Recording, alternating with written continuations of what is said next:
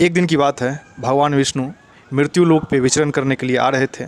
माता लक्ष्मी ने उन्हें देखा तो उनसे पूछा कि आप कहाँ जा रहे हैं। तो भगवान विष्णु ने कहा कि मैं मृत्यु लोक जा रहा हूँ। तो माता लक्ष्मी जी भी उनसे जिद करने लगी कि मैं भी जाना चाहती हूँ।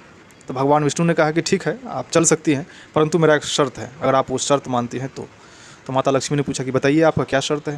तो उन्होंने कहा कि जैसा मैं कहता हूँ, अगर आप वैसा मानो तो फिर आप चल सकती हैं मेरे साथ। उन्होंने कहा ठीक है, आप जैसा कहेंगे मैं वैसा ही करूँगी। तो फिर उनके साथ में वो भूमंडल पे आ गई।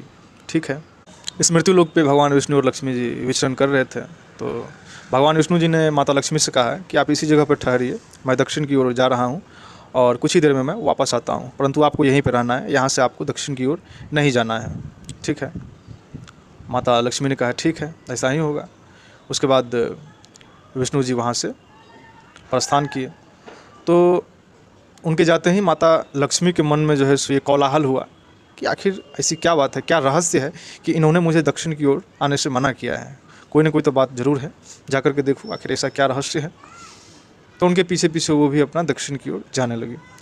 कुछ देर चलने के बाद उन्होंने देखा एक सरसों के खेत, जहाँ पे वो खूबसूरत खेत जिसमें कि सरसों के फूल पीला पीला, वो देख करके लक्ष्मी जी मंत्रमुग्ध हो गई और वो खेत में जा कर के उन फूलों का, सरसों के फूल से अपना श्रृंगार करने लगी। श्रृंगार करते हुए वो आगे बढ़ी तो उन्होंने देखा एक खेत में गन्ने थे।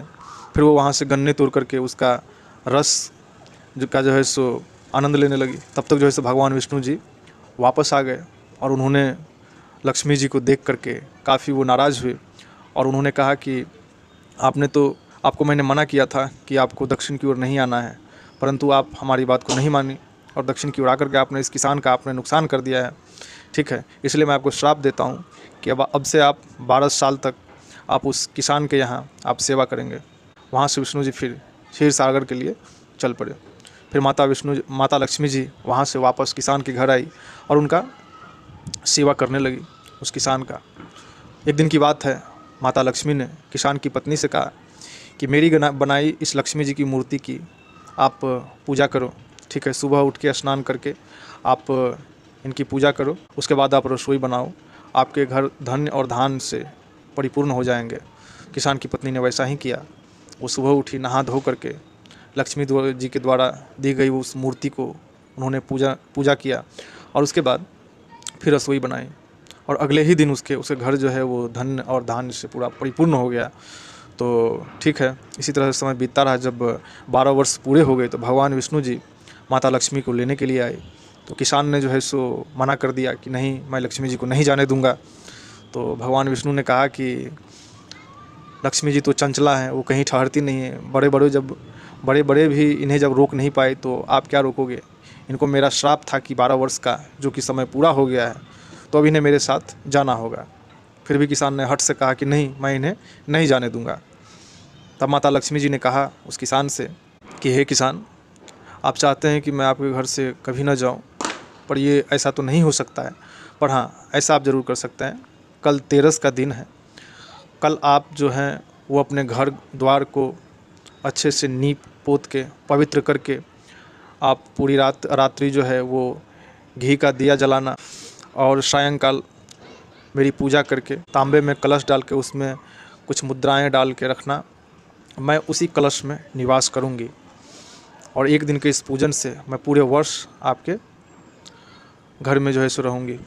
ठीक है, उसके बाद जो है सो लक्ष्मी जी 10 प्रकाश के रूप में 10 कोने में वो लुप्त हो गई।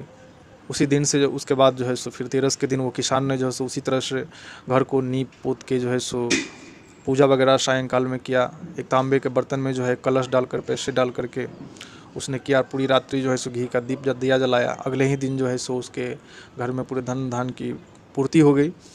तो इसी तरह से धनतेरस जो है वो मनाने लगा और माता लक्ष्मी जी का धनतेरस के दिन पूजन होता है। इसलिए तो आप लोग भी माता लक्ष्मी का जो है सो पूजन करें अच्छे से, श्रद्धा भाव से। अपने मन में थोड़ा करुणा दया होनी चाहिए। दान पुण्य जरूर करें और विचार अच्छे रखें, विचार शुद्ध रखें। देखिए, बाहरी चीज़ को पवित्र करना जितना ही महत्वपूर्ण है उतना ही महत्वपूर्ण है अपने अंदर जो आपकी अगर मलिनता है उसको पवित्र रखें, अच्छी सोच रखें, भावना अपना पवित्र रखें। ठीक है, किसी के प्रति छल कपट की भावना न रखें। आपसे अगर किसी का मदद हो सकता है तो मदद करें। माता लक्ष्मी सदैव आपके घर में रहेगी। ठीक है, तो आज के लिए बस इतना ही। जल्द मिलते हैं अगले वीडियो में, तब तक के लिए धन्यवाद।